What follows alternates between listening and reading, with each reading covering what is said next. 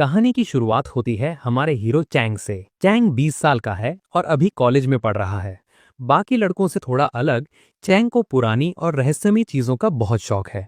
Chang के पापा पुरानी चीजों पर रिसर्च करते हैं और उन्हीं को देख देखकर चैंग को भी बचपन से इन सब में इंटरेस्ट आ गया था।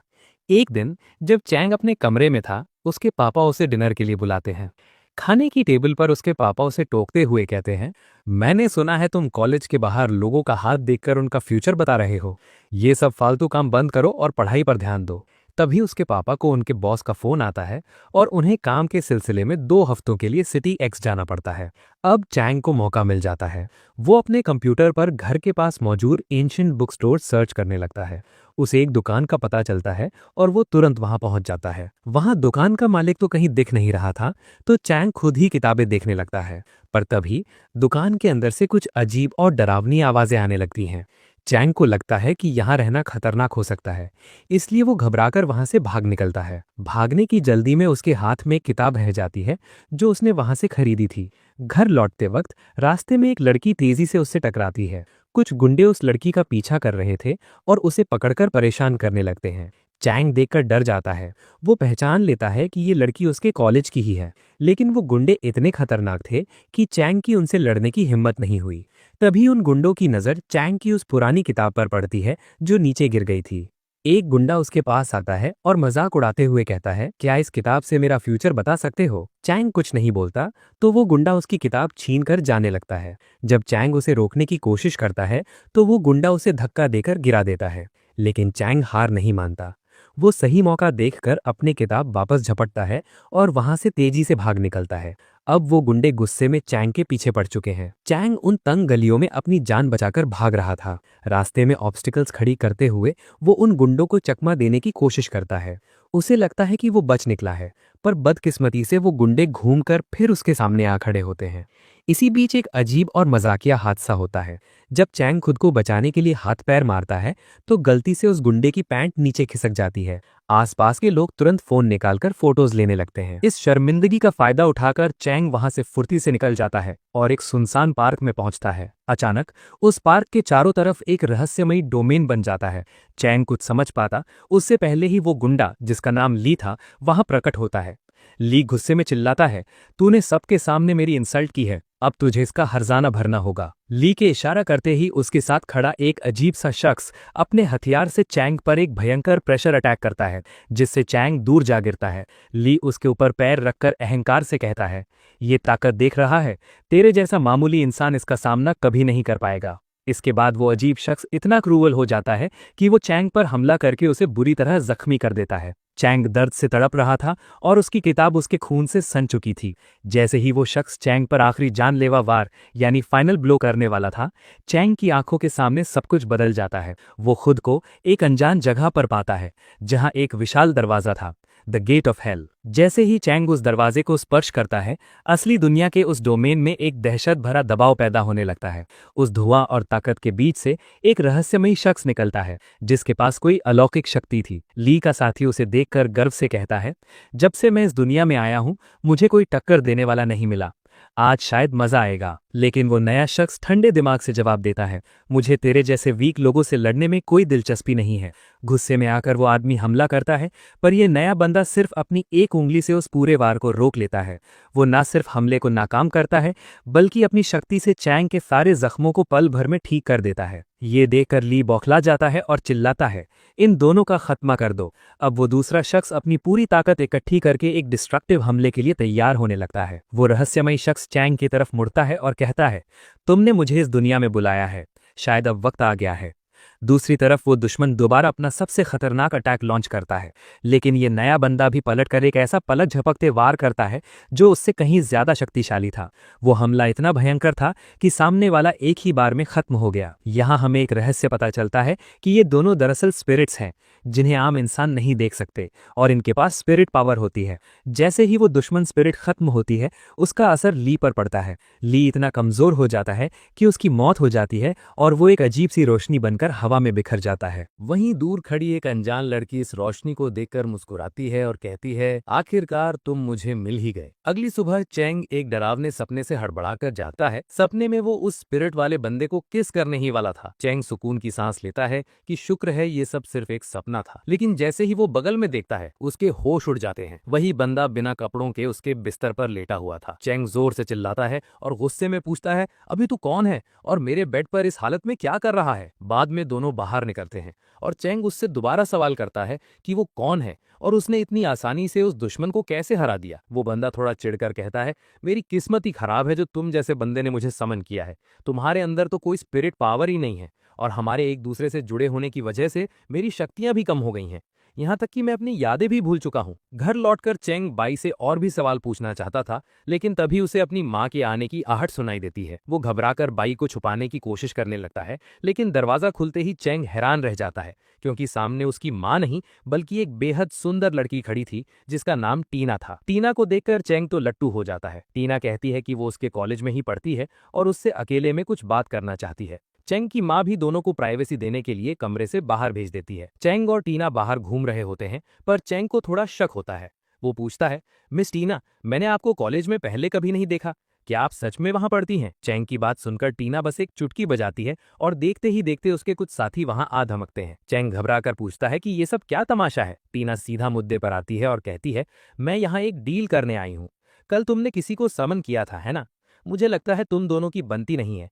कैसा रहेगा अगर तुम उसे मेरे हवाले कर दो? इससे पहले कि चैंग कुछ समझ पाता, वहां अचानक बाई की एंट्री होती है। बाई बड़े स्वैग से कहता है, मैम मुझे लगता है ये सवाल आपको मुझसे पूछना चाहिए था। बाई बड़े फिल्मी अंदाज में टीना का हाथ चूमते हुए कहता है, वैसे आप बहुत खूबसूरत हैं। टीना भी बाई की पर्सनैलिटी और उसके लुक्स देखकर दंग रह जाती है। ये सब देखकर चैंग को थोड़ा गुस्सा आता है। वो चिढ़कर कहता है, ये सब क्या चल रहा है? मुझसे तो बड़े एटीट्यूड में बात करता है और लड़कियों के सामने इतना मक्खन लगा रहा है। तभी टीना का एक साथी गुस्से में बाई को पीछे हटने के लिए कहता है और उसे चिरकुट बुलाता है। बाई उसे पलटकर जवाब देता है, पर तभी चैंग बीच में चीख कर सबको शांत करवा देता है। वो साफ मना कर देता है, बस बहुत हो गया, मैं बाई को तुम लोगों को नहीं बेचने वाला। माना कि मैं ताकतवर नहीं हूं, पर मेरे भी कुछ उसूल हैं। बाई ने मेरी जान बचाई है, इसीलिए मैं उसके साथ धोखा नहीं कर सकता। दोनों वापस घर आ जाते हैं। अब यहाँ एक बड़ा खुलासा होता है। दरअसल बाई एक स्पिरिट वेपन है। चैंग हैरानी से पूछता है कि ये आखिर होते क्या है। बाई उसे शैंग युआन आर्सेनल के बारे में बताता है।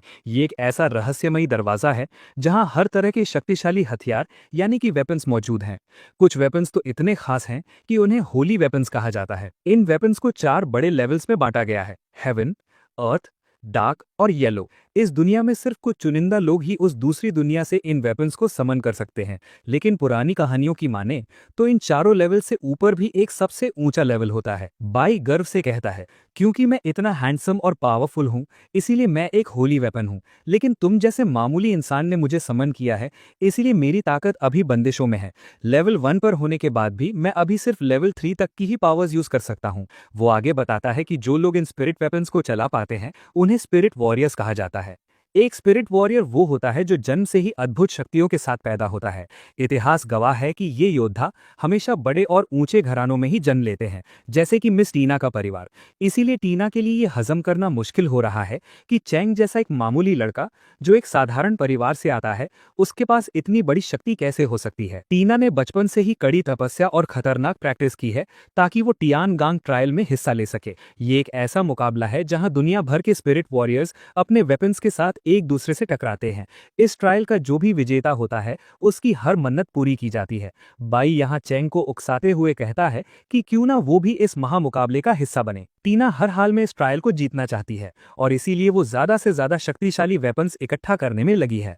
चैंग का वेपन बाई उसकी लिस्ट में सबसे ऊपर है। जब चैंग मना कर देता है तो टीना उसकी जिंदगी नर्क बना देती है। वो चैंग को बदनाम करने के लिए पूरे कॉलेज में पोस्टर्स लगवा देती है कि चैंग ने उसे धोखा दिया है। चैंग का जीना मुश्किल हो जाता है। हर कोई उसे नफरत की नजर से देखने लगता है। आखिरकार तंग आकर चैंग टीना से मिलता है और साफ लफ्जों में कहता है, मैम, आप शायद समझ नहीं रही। बाई सिर्फ मेरा वेपन नहीं, मेरा दोस्त है। और रही बात तियान गैंग ट्रायल की, तो मैं भी उसमें हिस्सा लेने वाला हूँ। वहां वही जीतेगा जिसके पास असली हुनर होगा, और मुझे बाई पर पूरा भरोसा है। ये सुनकर टीना का गुस्सा 7वें आसमान पर पहुंच जाता है। उसे लगता है कि जिस ट्रायल के लिए उसने सालों मेहनत की, ये मामूली सा लड़का उसे इतनी आसानी से कैसे जीत लेगा। वो चैंग को चेतावनी देती है कि वो मुकाबला जिंदगी और मौत का खेल है, जहां चैंग जैसा लड़का एक पल भी नहीं टिक पाएगा। लेकिन चैंग के लिए ये सिर्फ एक मुकाबला नहीं, बल्कि खुद को साबित करने का मौका था। बचपन से किसी ने उस पर यकीन नहीं किया था, यहां तक कि उसके अपने पिता ने भी नहीं। चैंग पलटकर सवाल करता है, अगर आपको अपनी काबिलियत पर इतना ही गर्व है, तो आप मुझसे मेरा वेपन क्यों छीनना चाहती हैं? अब टीना के सब्र का बांध टूट जाता है। वो तुरंत वहां एक डोमेन खड़ा कर देती है। टीना के पास दो शक्तिशाली वेपन्स हैं, एक लड़की और एक लड़का। उनका सामना करने के लिए बई भी अपने असली रूप में आ जाता है। एक तरफ टीना के दो वेपन्स और दूसरी तरफ अकेला बई। मुकाबला इतना कांटे का था कि बई उन दोनों को एक साथ धूल चटा रहा था। टीना ये देखकर दंग रह गई कि एक मामूली सा दिखने वाला वेपन उसके दो दो साथियों को एक साथ टक्कर दे रहा है। वो सोचने पर मजबूर हो गई कि क्या ये सच में सिर्फ एक अर्थ लेवल का वेपन है? इतनी ताकत एक साधारण लड़के के पास कैसे हो सकती है? सबसे हैरानी की बात यह थी कि दो दो हेवन लेवल के वेपन्स का सामना करने के बावजूद बई के चेहरे पर डर का नामो निशान तक नहीं था। चैंग को थोड़ी चिंता होने लगी, क्योंकि वो जानता था कि बई अभी अपनी पूरी शक्ति का इस्तेमाल नहीं कर पा रहा है। तभी इस लड़ाई में एक तीसरे शख्स की एंट्री होती है। टियानजुन हॉल का एक घमंडी योद्धा आउतियन, और उसके साथ था उसका साथी। टीना उसे देखकर चिढ़ जाती है और कहती है, आउतियन, तुम हर बार मेरे बीच में टांग क्यों अड़ाते हो? क्या फिर से पिटने का इरादा है? आउतियन बड़े रौब से जवाब देता है, तुम्हारा ये घमंड चेयरमैन बर्दाश्त कर सकते हैं, मैं नहीं। और तुम इस बच्चे से लड़ रही हो, इसका वेपन तो मुझे कहीं से भी खास नहीं लग रहा। चैंग ने जब ये सुना तो उसने तुरंत पलटकर जवाब दिया, तुम तो ऐसे बोल रहे हो तुम्हारे पास हेवन लेवल के वेपन्स की खेती हो रही हो। ये सुनते ही आउतियन अपना असली रूप दिखाता है और एक हेवन लेवल का वेपन समन करता है। वो चैंग को धमकी देता है, बच्चे, अगर जान प्यारी है तो यहाँ से भाग जा। चैंग बड़े मजाकी अंदाज में कहता है, मैं इतनी सुंदर लड़की को अकेला छोड़कर कैसे जा सकता हूँ? टीना को लगा चैंग उसकी बात कर रहा है और वो शर्मा गई, पर चैंग ने तुरंत बात पलट दी। अरे मैम, मैं आपकी नहीं, इन पिंकी मोहतरमा आउटियन की साथी की बात कर रहा हूँ। आउटियन का गुस्सा आग बबूला हो जाता है। वो बाई को तुच्छ कहता है, जिसके जवाब में बाई तुरंत उस पर हमला कर देता है। लेकिन तभी एक निंजा जैसी लड़की अचानक प्रकट होकर आउटियन को बचा लेती है। इधर टीना भी मौका देखकर अपने दो वेपन्स जियान और मुई के साथ आउटियन के साथी किशन पर टूट पड़ती है। लड़ाई अब ट्रिपल थ्रेट बन चुकी थी। किशन अकेला टीना के दोनों वेपन्स जियान और मुई का सामना कर रहा था। हालांकि किशन ताकतवर था, पर जियान और मुई का टीम वर्क इतना बेहतरीन था कि किशन को संभलने का मौका ही नहीं मिल रहा था। एक के बाद एक उनके वार किशन को पीछे धकेल रहे थे। दूसरी तरफ बाई उस निंजा लड़की से भिड़ रहा था। वो निंजा इतनी तेज थी कि उसकी रफ्तार को पकड़ना मुश्किल था। उसने बाई पर कई तेजी से हमले किए, पर बाई इतना चुस्त था कि वो हर बार बाल बाल बच गया। वो निंजा सोचने लगी, क्या ये सच में अर्थ लेवल का वेपन है? इसके रिफ्लेक्सेस तो किसी महान योद्धा जैसे हैं। लड़ाई को खत्म करने के लिए टीना चिल्लाकर अपने दोनों वेपन्स को उनकी अल्टीमेट पावर इस्तेमाल करने का आदेश देती है। जियान अपनी सीक्रेट आर्ट्स का प्रयोग करता है, जिसका दबाव इतना ज्यादा था कि शक्तिशाली किशन भी कमजोर पड़ने लगता है और घुटनों के बल आ गिरता है। मैदान में हालात तब बदल गए जब मोई ने अपनी सीक्रेट आर्ट का इस्तेमाल किया। इस शक्ति की वजह से किशन चारों तरफ से आग की लपटों में घिर गया और तड़पने लगा। यहाँ एक बड़ा रहस्य खुलता है। जियान और मोई दरअसल पति पत्नी है। इन दोनों की स्पेशल आर्ट्स एक दूसरे की ताकत को दुगना कर देती हैं। इनकी ये हाई रैंक स्किल्स जब मिलती हैं तो इनका सामना करना लगभग नामुमकिन हो जाता है। ये खौफनाक नज़ारा देखकर नोलन आउटियन को सलाह देता है कि अभी पीछे हटना ही समझदारी है और हमें इसकी पूरी रिपोर्ट चेयरमैन को देनी चाहिए। चैंग मजाक उड़ाते हुए कहता है, चलो चलो अब रास्ता नापो यहाँ से। ना चाहते हुए भी आउटियन को अपने साथी के साथ वहां से भागना पड़ता है। लड़ाई खत्म होने के बाद मिस टीना चैंग से कहती हैं, देखो, फिलहाल हमारे मकसद एक हैं, तो मैं तुम्हारे साथ मिलकर काम करने को तैयार हूँ। आज से हम पार्टनर्स हैं। चैंग की खुशी का ठिकाना नहीं रहता, क्योंकि ये उसकी जिंदगी में पहली बार था जब किसी लड़की ने दोस्ती के लिए उसका हाथ थामा था। अगली सुबह आउटियन सारी घटना की जानकारी अपने चेयरमैन को देता है। चेयरमैन गुस्से में आग बबूला होकर कहता है, मैं धीरे धीरे टीना को अपने साथ मिलाने की कोशिश कर रहा था, पर तुम्हारी एक बेवकूफ़ी ने सारा खेल बिगाड़ दिया। आउटियन माफी मांगते हुए सफाई देता है कि वो सिर्फ टीना को उसकी बदतमीजी का सबक सिखाना चाहता था। वहां मौजूद एक और शख्स कहता है, इनकी बातों से लगता है कि वहां एक और नया वेपन था जिसमें कोई अनोखी और पुरानी काबिलियत है। चेयरमैन को डर था कि कहीं वो स्पेशल वेपन मिस टीना के हाथ न लग जाए। तभी वहां बैठी एक लड़की चिढ़कर कहती है, पता नहीं वो टीना खुद को क्या समझती है, हर बार मास्टर के ऑफर को ठुकरा देती है। आउटियान बताता है कि टीना का एटीट्यूड उसकी शक्तियों की वजह से है। उसने बताया कि एक बार जब टीना मौत के बेहद करीब थी तब उसने अपने वेपन्स को बुलाया था। इस प्रक्रिया को डेथ समन कहा जाता है। चेंग के मन में अब भी कई सवाल थे, इसलिए वो टीना से पूछता है, आखिर ये तियनजुन हॉल क्या चीज है। टीना उसे बताती है कि ये ऑर्गेनाइजेशन सैकड़ों सालों से चला आ रहा है, जिनका एक ही मकसद है दुनिया भर के शक्तिशाली वेपन्स को कब्जे में लेना। तियनजुन क्यान और टीना के वेपन्स जियान और मोई का पुराना रिश्ता है, इसलिए वो टीना से सीधी दुश्मनी लेने के बजाय उसे अपनी टीम में मिलाना चाहते हैं। उन्हें पता है कि दो हेवन लेवल वेपन से भिड़ना उनके लिए भारी पड़ सकता है। वहीं दूसरी तरफ तियनजुन हॉल का एक सदस्य कहता है कि तियनगांग ट्रायल बेहद करीब है और टीना कितनी भी होशियार क्यों ना हो, वो अकेले ये मुकाबला नहीं जीत सकती, इसलिए वो अब चेंग को अपनी साइड करने की कोशिश करेगी। इधर टीना चेंग को एक ऑफर देती है, बी माई मैन। इसका मतलब वो उसे अपनी टीम का हिस्सा बनाना चाहती है। चेंग थोड़ा हिचकिचाते हुए पूछता है, इसमें मेरा क्या फायदा। टीना उसे सच्चाई बताती है, कल रात की लड़ाई के बाद अब तियनजुन हॉल तुम्हारा भी दुश्मन बन गया है। वो बदला लेने के लिए तुम पर हमला कर सकते हैं, यहाँ तक कि तुम्हारी जान भी जा सकती है। अगर तुम मेरे साथ रहोगे तो मैं तुम्हारी हिफाजत कर पाऊंगी। चेंग राजी तो हो जाता है, पर उसे अपनी जान की फिक्र अब भी सताए जा रही थी। तभी टीना एक पुराना किस्सा छेड़ती है और चेंग से पूछती है कि क्या उसे पता है उस रात पार्क में उस गुंडे के साथ क्या हुआ था। चेंग को इसका कोई अंदाजा नहीं था। तब बाई उसे असलियत बताता है, जब किसी स्पिरिट वेपन का विनाश होता है तो उसके मास्टर का भी अंत हो जाता है, क्योंकि एक स्पिरिट वॉरियर और उसका वेपन सोल से जुड़े होते हैं। ये सुनकर चेंग के होश उड़ जाते हैं। उसे एहसास होता है कि वो गुंडा अब इस दुनिया में नहीं रहा। उधर तियनजुन हॉल में तय कर लिया है कि वो टीना और चेंग से दो दो हाथ करेंगे। उनके बीच एक रहस्यमयी और खतरनाक शख्स की झलक भी दिखाई देती है। जब चेंग को पता चलता है कि इन लड़ाइयों में लोगों की जानें भी जाती हैं, तो वो बुरी तरह घबरा जाता है। भाई उसका मजाक उड़ाते हुए कहता है, अगर इतना ही डर लग रहा है तो मुझे टीना को सौंप दो और अपने घर में छुपे रहो। लेकिन चेंग अपनी बुजदिली को पीछे छोड़कर फैसला करता है कि वो डरता नहीं है और इस ट्रायल में हिस्सा लेकर रहेगा। आज से चेंग, टीना और बाई एक ही टीम का हिस्सा बन चुके हैं। टीना चेंग को अपने घर बुलाती है ताकि वो ट्रायल की बारीकियां समझा सके, लेकिन जैसे ही चेंग टीना के विशाल और लग्जरियस बंगलों पर पहुंचता है, उसका मुंह हैरत से खुला का खुला रह जाता है। उसने सपने में भी नहीं सोचा था कि टीना इतनी अमीर होगी। एंट्रेंस पर ही ढेर सारी मेड्स उनका वेलकम करती हैं। टीना अनाउंस करती है कि आज से चेंग यहीं रहेगा और उसने सारी अरेंजमेंट्स पहले ही कर ली हैं। टीना ने चेंग की मदर को भी वहां बुला लिया है ताकि वो सेफ रहें और अकेलेपन का शिकार ना हो। टीना उनसे रिक्वेस्ट करती है कि वो इस जगह को अपना ही घर समझें। असल में टीना को चेंग की फैमिली की सिक्योरिटी की फिक्र थी। उसने चेंग के फादर को भी इनवाइट किया था, पर वो अपने रिसर्च में बिजी होने की वजह से नहीं आ सके। बातों ही बातों में टीना बताती है कि एक स्पिरिट वॉरियर अपने पास 2 हेवन लेवल वेपन्स रख सकता है। वो चेंग को एक और कोशिश करने को कहती है ताकि उसे एक और शक्तिशाली पार्टनर मिल सके।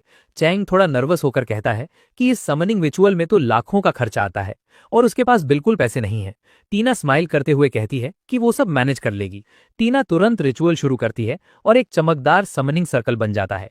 चेंग एक बार फिर खुद को उस दूसरी दुनिया के पोर्टल पर पाता है और वहां से एक लड़की निकलती है जिसका नाम है जिहुआ। वो बड़े प्राइड के साथ कहती है कि अपने मास्टर के बुलाने पर वो हाजिर है।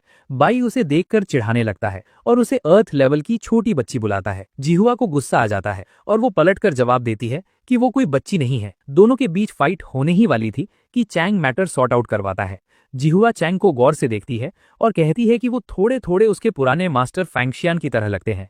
जिहुआ बताती है कि पिछली बार वो अपने मास्टर को बचा नहीं पाई थी, पर इस बार वो अपने नए मास्टर की हिफाजत पूरी जान लगाकर करेगी। अब डिनर का वक्त था। टेबल पर इतने सारे डिशेस देखकर जिहुआ के मुंह में पानी आ जाता है। पता चलता है कि ये सब डिलीशियस फूड चैंग की मदर ने बनाया है। खाना चखते ही जिहुआ को बहुत सुकून मिलता है। टीना भी शौक रह जाती है कि इतना स्वादिष्ट खाना कोई कैसे बना सकता है। बाई को भी ये फूड बेहद पसंद आता है और इधर जियान बड़े प्रेम से अपनी पत्नी मोई को अपने हाथों से खाना खिलाते हैं। सबको चेंग की मदर के हाथ का खाना बहुत पसंद आता है। डिनर खत्म होते ही बाई और जिवा के बीच एक मजेदार आर्ग्यूमेंट छिड़ जाती है। दोनों इस बात पर लड़ रहे थे कि नूडल्स ज्यादा टेस्टी थे या फ्राइड फिश। तभी वहां 3 नए वेपन्स एंट्री मारते हैं। जिवा उन्हें देखते ही पहचान जाती है और कहती है, अरे तुम तीनों तो वही हो ना जिनसे मेरी पिछली बार इतनी लंबी फाइट हुई थी। पता चलता है कि ये तीनों भी मिस टीना की ही टीम का हिस्सा हैं। जिवा और उनके बीच फिर से झगड़ा शुरू होने लगता है, पर चैंग तुरंत जिवा को पकड़ लेता है ताकि मामला शांत हो सके। इसी बीच एक मेड आकर बताती है कि अब नहाने का वक्त हो गया है। अगले सीन में हम मिस टीना को एक हॉट स्प्रिंग में देखते हैं। टीना वहां रिलैक्स कर रही थी और उनके दिमाग में सिर्फ चैंग की बातें चल रही थी। तभी अचानक वहां चैंग और बाई आ जाते हैं। पकड़े जाने के डर से टीना पानी के अंदर छुप जाती है। चैंग और बाई सीधा हॉट स्प्रिंग के पास पहुंचते हैं और चैंग गलती से टीना के सर पर ही बैठ जाता है। टीना को अंदर ही अंदर बहुत गुस्सा आता है, पर वो कुछ बोल नहीं पाती। जब वो दोनों वहां से हटकर नहाने के लिए जाते हैं, तब मौका देखकर टीना बाहर निकलती है। वो इतनी गुस्से में थी कि उसने चैंग को सबक सिखाने का फैसला कर लिया, लेकिन बाहर निकलते वक्त वो छुपे हुए उन दोनों की बातें सुनने लगती है। बाई पूछता है कि तुमने टीना की हेल्प करने का फैसला क्यों किया। चैंग सीधे दिल से जवाब देता है, यार इतनी प्यारी लड़की को कुछ गुंडे परेशान कर रहे थे। एक मर्द होने के नाते मैं ये सब कैसे इग्नोर कर सकता था, और वो दिल की बहुत अच्छी है, उसने मेरे परिवार का भी ध्यान रखा। बाई कहता है कि टीना ये सुनकर बहुत खुश होगी, पर चैंग शर्माते हुए कहता है कि वो उसके सामने ये सब कभी बोल ही नहीं पाएगा। टीना ये सब सुन चुकी थी और वहां से हल्का सा मुस्कुराते हुए निकल जाती है। अगले दिन चैंग की मदर वहां से जाने का डिसाइड करती हैं, क्योंकि उन्हें अपने हस्बैंड का ध्यान रखने के लिए घर लौटना था। टीना उन्हें बड़े रिस्पेक्ट के साथ विदा करती है। माँ के जाने के बाद टीना का मूड एकदम चेंज हो जाता है। वो चैंग से कहती है कि अब आराम करने का वक्त खत्म हो चुका है। ट्रायल जीतने के लिए उन्हें खुद को और शक्तिशाली बनाना होगा और अब चैंग को एक बहुत ही स्ट्रिक्ट ट्रेनिंग से गुजरना पड़ेगा। अब चैंग की कड़ी ट्रेनिंग शुरू हो चुकी है। जियान और मोई उसे एकदम रगड़ रहे हैं ताकि वो आने वाले ट्रायल के लिए तैयार हो सके। दूसरी तरफ एक मेडिकल असिस्टेंट वेपन बाय का चेकअप करती है। इस वेपन के पास लड़ने की ताकत तो नहीं है, पर उसे मेडिकल की कमाल की नॉलेज है। बाई की फिजिकल रिपोर्ट देखकर वो हैरान रह जाती है और कहती है, तुम एक होली वेपन हो, लेकिन अगर तुम इसी तरह अपनी लिमिट से बाहर लड़ते रहे तो तुम्हारा बचना मुश्किल हो जाएगा। साफ था कि बाई की हालत अंदर ही अंदर खराब हो रही थी। अगले सीन में हम देखते हैं कि चेंग इन सब के साथ एक बुक खरीदने जाता है। चेंग की बचकानी हरकतों को देखकर टीना कहती है, ये तो बिल्कुल एक छोटे बच्चे जैसा है। ये सुनते ही मोई थोड़ी उदास हो जाती है। वो कहती है कि पिछली जिंदगी में तो वो अपने बच्चे से मिल नहीं सकी, पर इस बार वो उम्मीद करती है कि उन्हें अपना बेटा मिल जाए। तभी उन्हें एक छोटे बच्चे की आवाज सुनाई देती है। वो बच्चा गुस्से में कहता है, पिछली लाइफ में आप दोनों ने मुझे अकेला छोड़ दिया था और इस बार भी आप वही करोगे, इसलिए मैं आपसे मिलना ही नहीं चाहता। जियान और मुई पीछे मुड़ते हैं और उस बच्चे को देखकर दंग रह जाते हैं। उन्हें समझ आ जाता है कि ये उन्हीं के बेटे का रीइंकार्नेशन है। उस बच्चे का नाम चिन था और देखते ही देखते वो अपना वेपन समन कर लेता है। बाई को एक बहुत ही भयंकर स्पिरिट पावर महसूस होती है। टीना तुरंत खतरे को भांपते हुए एक डोमेन क्रिएट कर देती है। जियान को चिन के वेपन से एक बहुत ही हैवी प्रेशर फील हो रहा था। दरअसल ये वेपन कोई मामूली नहीं, बल्कि एंशिएंट टाइम्स का शक्तिशाली वेपन ताइशू था। जियान तुरंत ट्रांसफॉर्म होकर अटैक करने जाता है, पर ताइशू उसे एक ही झटके में पीछे ढकेल देता है। इधर चेंग और बाई भी तेजी से भागते हुए टीना के पास पहुंचने की कोशिश करते हैं। ताइशू और जियान के बीच भयंकर फाइट शुरू हो जाती है और जियान जख्मी होने लगता है। ये देखकर मुई भी ट्रांसफॉर्म होती है और ताइशू से भिड़ जाती है। क्योंकि ताइशू एक होली वेपन है, इसलिए टीना अपने दोनों वेपन्स को उनकी स्पेशल आर्ट्स यूज करने का ऑर्डर देती है। जियान और मुई अपनी पूरी शक्ति लगाकर एक कॉम्बो अटैक करते हैं, लेकिन ताइशू उनके हमलों को ऐसे रोक लेता है जैसे वो कोई खेल हो। ये देखकर सबके होश उड़ जाते हैं। ताइशू मजाक उड़ाते हुए कहता है, इतने शौक क्यों हो रहे हो? क्या वो अटैक तुम्हारा सबसे बड़ा हथियार था? वो तो बहुत कमजोर था। चलो अब मैं दिखाता हूँ कि असली स्पेशल अटैक क्या होता है। इतने कहकर वो अपनी एनर्जी चार्ज करता है और एक ऐसा विनाशकारी हमला करता है जो सब कुछ तबाह करने की ताकत रखता था। ताइशू का हमला इतना भयंकर था कि जमीन बीच में से फट गई, पर किस्मत से जियान और मुई बाल बाल बच गए। चिन गुस्से में चिल्लाता है, इन्हें जल्दी खत्म करो ताइशू, मुझे घर जाकर कार्टून्स देखने हैं। ताइशू उन सब का अंत करने के लिए अपना फाइनल अटैक लॉन्च करता है, पर सही वक्त पर चैंग वहां पहुंचकर टीना को बचा लेता है। जब ताइशू चैंग पर वार करता है तो बाई अपने बैरियर से सबको प्रोटेक्ट कर लेता है। बाई को देखकर ताइशू के होश उड़ जाते हैं। बाई पूछता है, क्या तुम मुझे जानते हो? ताइशू नफरत से भरी आवाज में कहता है, मैंने कभी नहीं सोचा था कि ये घटिया चेहरा मुझे दोबारा देखना पड़ेगा। ताइशू मन ही मन हैरान था कि बाई इस दुनिया में वापस कैसे आ गया। वो फिर से एक हमले की तैयारी करता है, पर तभी चिन को एक अजीब सी आवाज परेशान करने लगती है और वो दर्द से तड़पने लगता है। अपने मास्टर को तकलीफ में देख ताइशू रुक जाता है और धमकी देते हुए कहता है, आज तो मैं तुम सबको छोड़ रहा हूं, पर अगली बार कोई नहीं बचेगा। इतना कहकर वो चिन को लेकर वहां से गायब हो जाता है। अपने बेटे की ये नफरत देखकर मोई पूरी तरह टूट जाती है। चैंग जब उनसे उनके बेटे की नफरत की वजह पूछता है तो वो सब वापस अपने मैंशन लौट आते हैं। वहां मोई अपनी पुरानी जिंदगी का रहस्य खोलती हैं। मोई बताती हैं कि उनके पिता ओवाजी एक बहुत ही शुभ मुहूर्त में पैदा हुए थे और उन्हें दुनिया का फर्स्ट सोर्ड स्मिथ माना जाता था। एक दिन उन्हें एक जख्मी लड़का मिला जो और कोई नहीं बल्कि जियान था। जियान उन्हीं के साथ रहने लगा और उनके पिता से तलवारों की कारीगरी सीखने लगा। वक्त के साथ जियान और मोई को एक दूसरे से प्यार हो गया। एक दिन महाराज का आदेश आया कि उनके लिए 3 विशेष तलवारें बनाई जाएं। जियान और मोई के पिता ने मिलकर 3 अद्भुत तलवारें तैयार की। इसके बाद उनका परिवार एक ऐसे सफर पर निकल गया जहां वो दुनिया की सबसे शक्तिशाली तलवारें बनाना चाहते थे। एक पहाड़ पर रुककर उन्होंने 3 साल तक कड़ी मेहनत की और एक ऐसी तलवार बनाई जिसे पूरे यूनिवर्स की सबसे बेहतरीन तलवार माना गया। आज वो तलवार तियानजुन हॉल के मास्टर जुन लू के पास है। लेकिन दुख की बात यह है कि जब ये लोग तलवार बनाकर अपने गांव लौटे तो वहां एक भयंकर युद्ध छिड़ चुका था।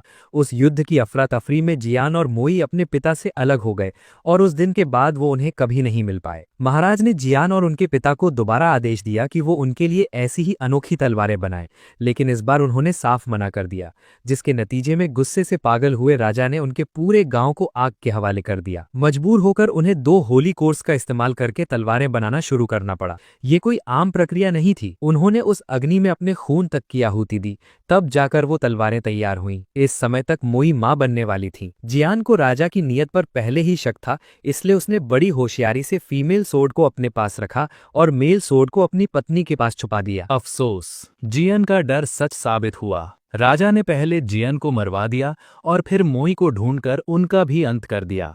लेकिन मरने से पहले मोई अपने बच्चे को जन्म दे चुकी थी, जिसे एक नेक दिल बूढ़े आदमी ने बचा लिया और उसका पालन पोषण किया। जब बेटा बड़ा हुआ तो वो अपने माता पिता की मौत का बदला लेने निकला, पर राजा की ताकत के आगे वो कमजोर पड़ गया। तब उस बूढ़े आदमी ने उसे एक खौफनाक रास्ता दिखाया, अपनी बलि देकर बदला लेना। वो बूढ़े शख्स उस बच्चे का कटा हुआ सिर लेकर राजा के दरबार पहुंचा।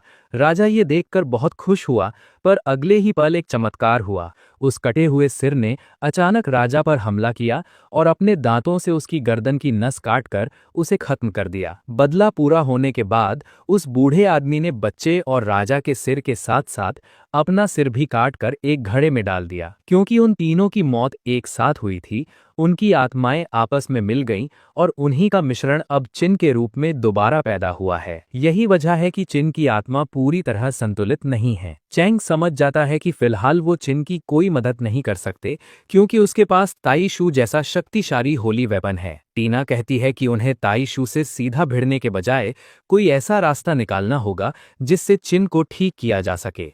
अगले दिन एक अचानक आए कॉल से चैंग की नींद खुलती है और फोन उठाते ही उसके होश उड़ जाते हैं। दूसरी तरफ हम टीना को एक रहस्यमयी शख्स के साथ बैठे देखते हैं, जिसे हम पहले भी देख चुके हैं। सबसे पहले हम देखते हैं कि चैंग के पास जो कॉल आया था वो उसके फादर का ही था। वो चैंग पर गुस्सा कर रहे हैं और उसे डांटते हुए कह रहे हैं कि उसे ऐसी बचकानी हरकतें छोड़कर घर वापस आ जाना चाहिए।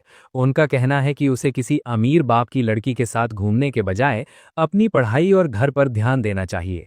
चैंग बेचारा अपना दुखड़ा सुनाते हुए कहता है, यार मेरे पापा तो मुझे आज भी छोटा बच्चा ही समझते हैं।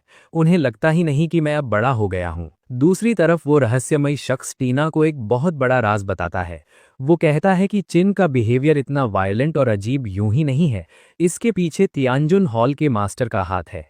यहाँ हमें डार्क सेरेमनी के बारे में पता चलता है। डार्क सेरेमनी ये एक ऐसी समनिंग विधि है जिसमें एक मासूम इंसान की बलि यानी सैक्रिफाइस दी जाती है।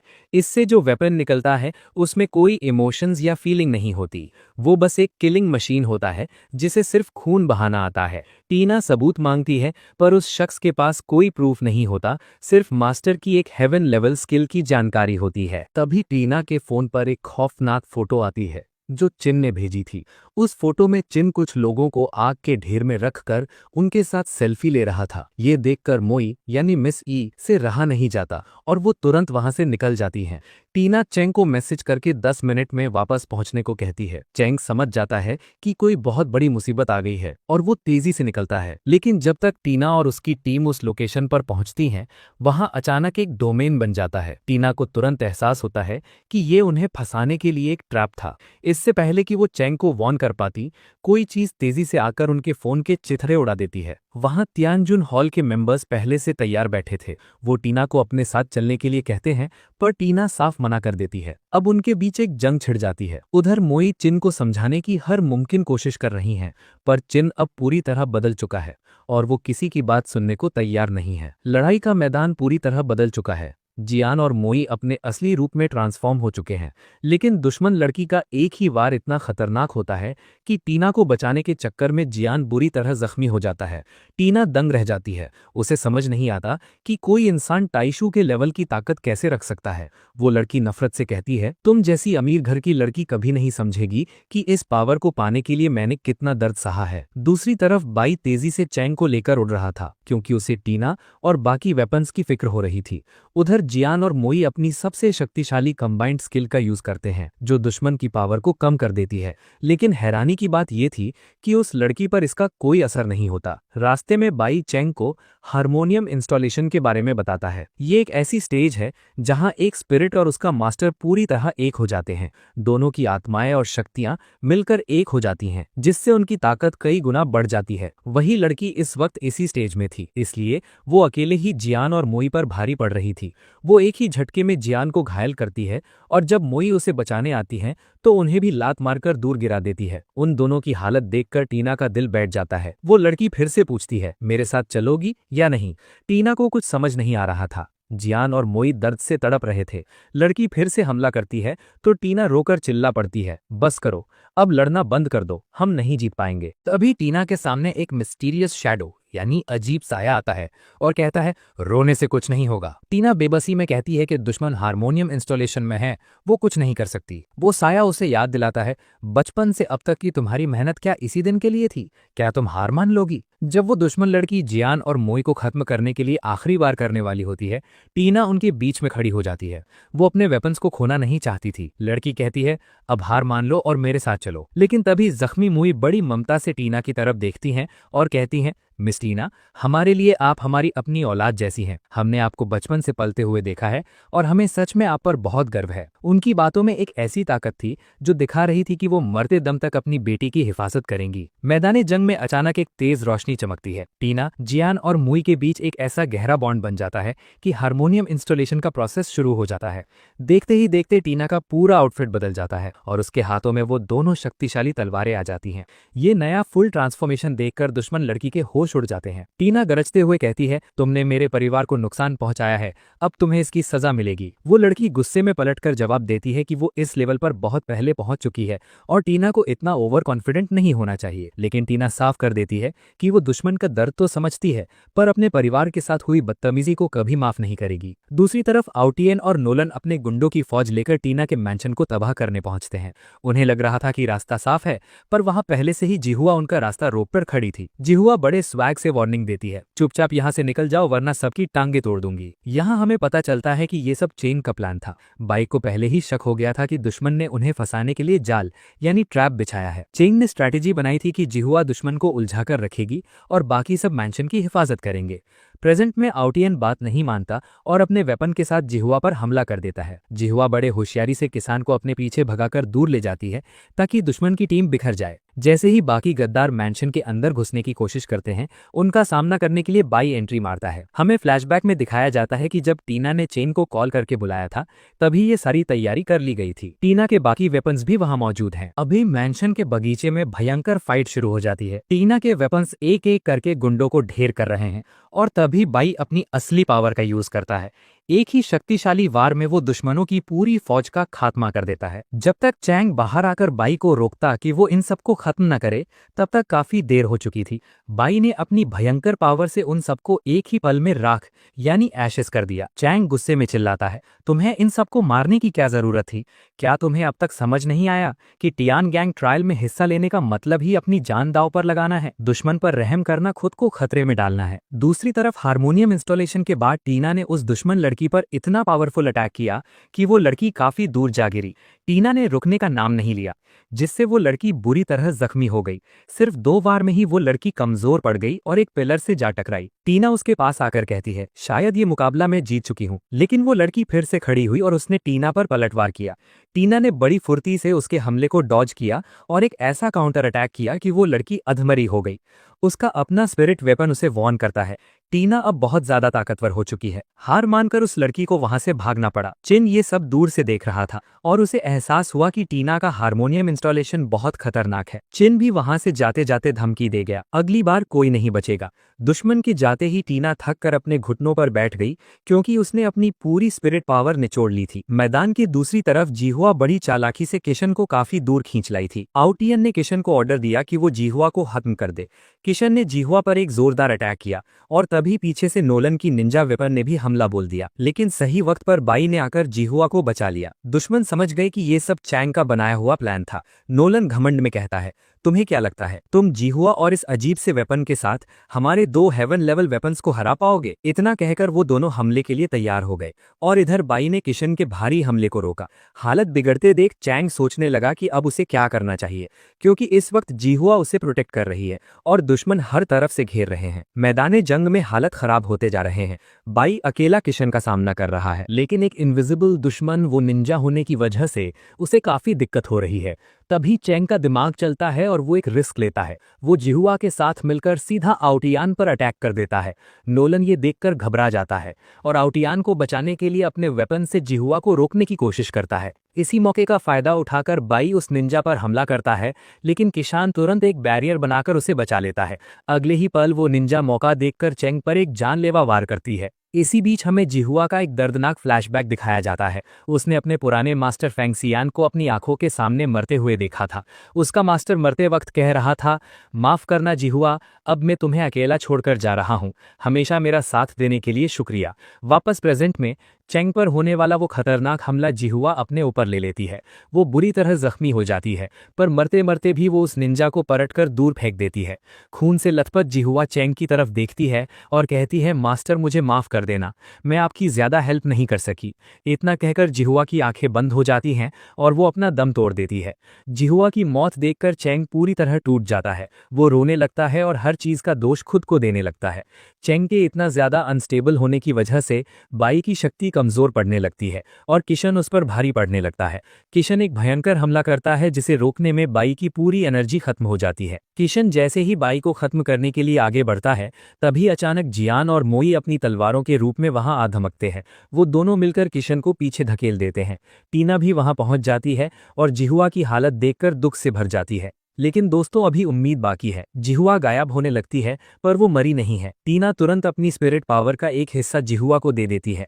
इससे जिहुआ की सोल प्रिजर्व हो जाती है और थोड़ा रेस्ट करने के बाद वो फिर से ठीक हो जाएगी। जब चैंग को पता चलता है कि जिहुआ की जान बच गई है, तो वो चैन की सांस लेता है। यहाँ हमें पता चलता है कि टीना के बाकी वेपन्स ने सही वक्त पर पहुंचकर उसे अपनी शक्ति दी थी, जिसकी वजह से टीना अपनी पावर रिकवर करके यहाँ तक पहुंच सकी। अब चैंग और टीना एक साथ मिलकर दुश्मन का सामना करने के लिए तैयार हो जाते हैं। जियान और मोई मिस ई एक जोरदार कंबाइन अटैक करते हैं, जिससे किशन थोड़ा कमजोर पड़ने लगता है और इतनी ही देर में बाई भी फिर से खड़ा हो जाता है। अपनी टीम को हारता देखकर ओतियन का दिमाग खराब हो जाता है। वो इस बार भागने के बजाय अपनी स्पेशल आर्ट का यूज करता है। इसका असर इतना खतरनाक होता है कि किशन की पूरी पावर रिकवर हो जाती है और उसका ऑरा पहले से कहीं ज्यादा भयंकर हो जाता है। टीना और बाकी सब हैरान रह जाते हैं जब किशन जियान और मोई के हमलों को मजाक की तरह रोक लेता है।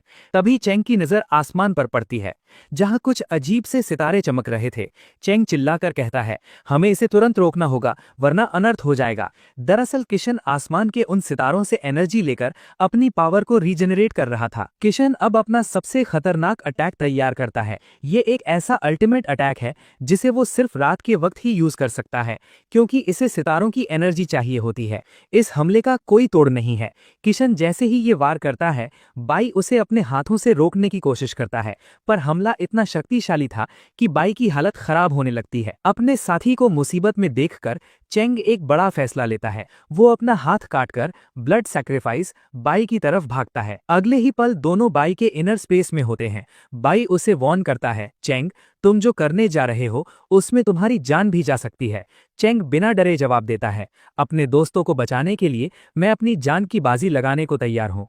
चेंग का ये जज्बा देखकर बाई कहता है, ठीक है जैसा तुम कहो। मैदाने जंग में मुकाबला अब आर पार का था।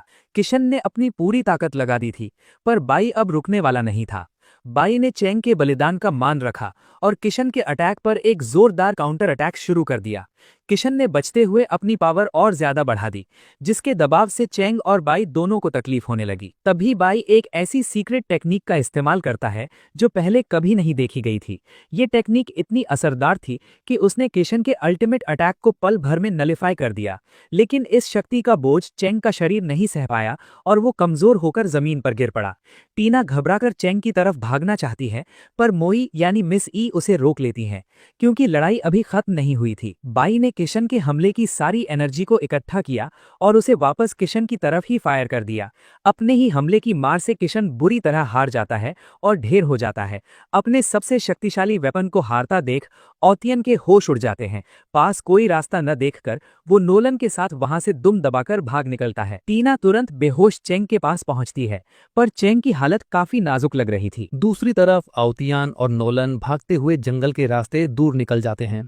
आउतियान गुस्से में पागल हो रहा था क्योंकि उसे पहली बार इतनी बुरी तरह भागना पड़ा। नोलन उसे समझाने की कोशिश करता है, दोस्त इस वक्त गुस्सा नहीं, दिमाग चलाओ। अभी नोलन अपनी बात पूरी भी नहीं कर पाया था कि अचानक उसके पीछे एक साया प्रकट होता है। अगले ही पल वो अनजान शख्स नोलन को मौत के घाट उतार देता है। आउतियान की आंखों के सामने उसके सबसे खास दोस्त का कत्ल हो जाता है। जब आउतियान डरते हुए पीछे मुड़कर देखता है तो उसके पैरों तले जमीन निकल जाती है। नोलन को मारने वाला और कोई नहीं बल्कि बाई था। वही बाई जो अभी कुछ देर पहले चेंग के साथ था। वो यहाँ कैसे पहुंच गया और उसने इतनी बेरहमी से नोलन का अंत क्यों किया?